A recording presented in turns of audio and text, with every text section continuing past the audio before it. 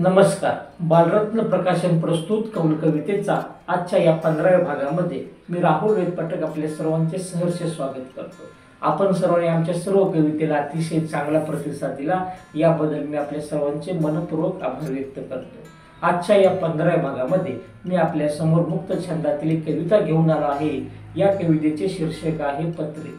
ही कविता आई व मुलीच्या संवादातील ही कविता मी आपल्या समोर सादर करतो.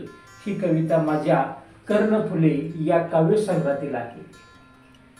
बरेच दिवस झालं तुझ्या पत्राची वाट पाहत होतो आणि ते पत्र एकदाशी आले.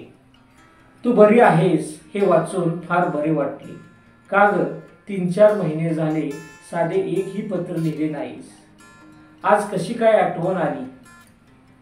मोबाईलच्या दुनियेत हल्ली पत्र लिहिणे फार कमी झाले आणि तू अशात आज पण या आधुनिक युगात साध्या मोबाईलचा सुद्धा तू वापर करत नाहीस. कमाल आहे आई तुझी. तुझ्याकडे मोबाईल नसल्याने रोज भेट होत नाही आपली. हा बरोबर आहे. तुझी अख्खी हयात पोस्टाच्या सेवेत गेली, त्यामुळे तुला नक्कीच पत्राचा पुळका असणार. तुम्ही जातीचे टपालवाले. खरंच आई, लिहित जा पत्रे. त्यामुळे पोस्टमन काका आजही आपल्या घरी पत्रे घेऊन आल्यावर खूप बरे वाटते. जुन्या बालपणीच्या आठवणीला ताजेपणा येतो. घरी पत्र आलं की भारी वाटते. शेवटी मी एकच म्हणेन, ही दुनिया सारी मोबाईलवरी.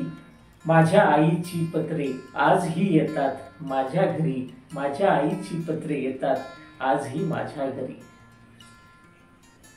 कौल कवितेचा आजच्या या 15व्या भागामध्ये पत्रे ही कविता आपल्याला कशी वाटते हे आम्हाला कमेंट बॉक्समध्ये कमेंट देऊन कळवा. आणि आपले राहुल वेदपाठक हे यूट्यूब चॅनल लाईक करा, शेअर करा, सबस्क्राईब करा, बेल आयकॉन बटन दाबायला विसरू नका. आणि भेटूया नवीन कवितेसह पुढील गुरुवारी. धन्यवाद.